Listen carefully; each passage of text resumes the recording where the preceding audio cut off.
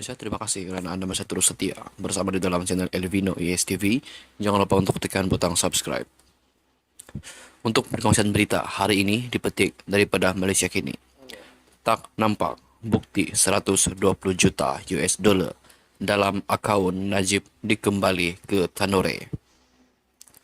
Pakar pemulihan aset rentas sempadan yang berpangkalan di Kepulauan Ceman memberi keterangan bahawa dia tidak melihat bukti bahawa dana sebanyak 120 juta US dollar yang mengalir ke dalam akaun bekas Perdana Menteri Najib Razak telah dikembalikan kepada Tanore Finance Corp. Memberi keterangan melalui Zoom dari Kepulauan Cayman petang ini, Angela Backhouse memberitahu Mahkamah Tinggi Kuala Lumpur demikian semasa perbicaraan kes saman SRC internasional berjumlah 1.18 bilion US dollar, kira-kira RM5 bilion ringgit terhadap Najib Razak. Semasa perbicaraan di hadapan Hakim Ahmad Fauruz Zainul Abidin, saksi bagi plaintiff SRC berkata dia juga tidak melihat bukti bahawa 120 juta US dollar itu merupakan sebahagian daripada 620 juta US dollar yang mengalir keluar dari akaun Najib di Malaysia ke akaun Tanore di Singapura pada tahun 2013.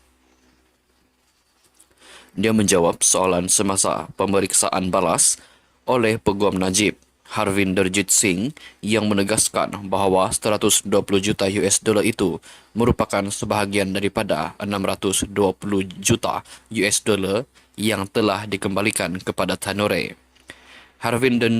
Harvinderjit berkata, "Saya akan mencadangkan kepada anda bahawa dana sebanyak 120 juta US dollar ini telah dikembalikan kepada Tanore melalui penebusan." Backhouse menjawab, "Saya tidak melihat apa-apa yang kembali. Saya tidak melihat 120 juta US dollar itu dikembalikan." Harvinderjit menyoal lagi, "Anda nampak 620 juta US dollar bukan? Saya mencadangkan kepada anda bahawa 120 juta US dollar di dalam akaun Najib ini adalah sebahagian daripada dana daripada 620 juta US dollar yang keluar dan kembali ke Tanore pada 2013. Backhouse menjawab, "Saya tidak melihat bukti itu." Antara pelepasan yang diminta oleh SRC melalui tuntutan mahkamah ini ialah Najib membayar balik 120 juta US dollar dana firma milik Menteri Kewangan diperbadankan MOF Inc. yang didakwa dimasukkan ke dalam akaun bank bekas Perdana Menteri Malaysia. SRC juga menyaman Najib untuk pembayaran balik RM4 bilion ringgit pinjaman daripada KWAP kepada syarikat itu yang didakwa telah diselewengkan. Sementara itu, Backhouse memberi keterangan bahawa dia tidak pasti sekiranya ahli perniagaan dalam buruan Lau Tek Jo berada di belakang beberapa entiti luar pesisir yang terlibat dalam penyelewengan RM4 bilion ringgit daripada SRC. Dia berkata kebanyakan entiti luar pesisir ini kepunyaan seorang lagi buruan, iaitu Eric Tan sebagai pemilik beneficialnya.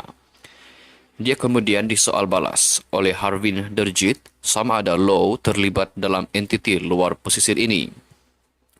"Saya tidak pasti jika Jolo adalah individu yang mengawal segala-galanya," kata Backhouse sambil menambah bahawa dakwaan mengenai Lau adalah apa yang dia baca dalam laporan Jabatan Kehakiman Amerika Syarikat mengenai penyelewengan dana daripada SRC dan Syarikat Pelaburan Negara 1MDB. Laporan daripada Jabatan Kehakiman mendakwa Lau dan beberapa sekutunya seperti Tan terlibat dalam penyelewengan wang daripada SRC dan 1MDB melalui penggunaan beberapa entiti luar pesisir seperti Blackstone Asia Real Estate Partners and BlackRock Commodities Global Limited. Tan Gambar didakwa sebagai pemilik beneficial Blackstone dan BlackRock.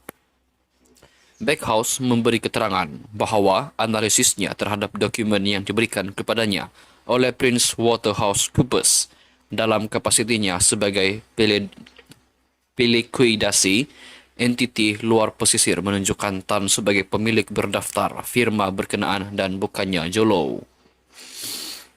Antara entiti yang dia diupah sebagai pelikuidasi ialah SRC BVI, British Virgin Islands, yang didakwa menerima aliran masuk berbilion ringgit dana SRC yang berpangkalan di Malaysia sebelum diagihkan kepada pelbagai syarikat dan individu lain. Semasa disoal oleh Harvinder Jeet, Backhouse berkata laporan DOJ dapat mengaitkan hubungan antara Low dan entiti luar pesisir. Ini kata Backhouse berbeza berbanding analisisnya kerana dia terhad kepada analisis dokumen kewangan yang ada padanya.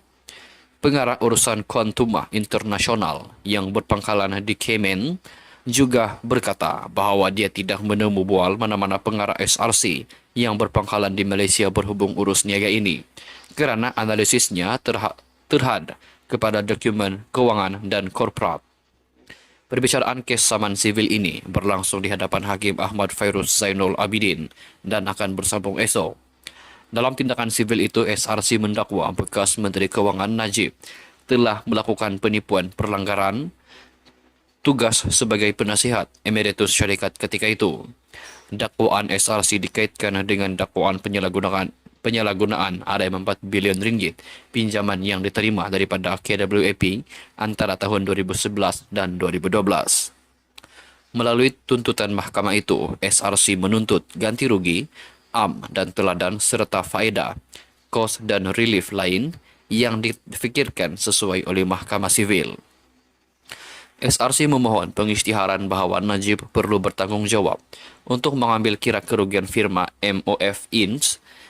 akibat dakwaan perlanggaran tugasnya.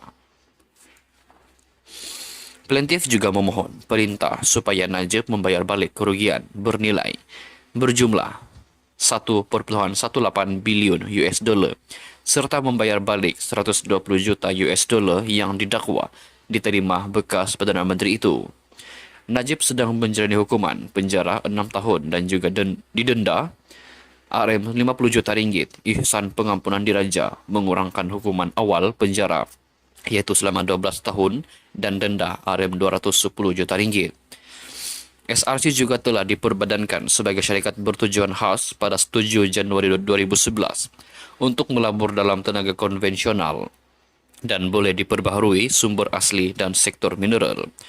Peguam Kwan Wilson mewakili plaintiff SRC. Sekian saja dulu perkongsian berita untuk hari ini. Jangan lupa untuk tekan butang subscribe. Bye-bye.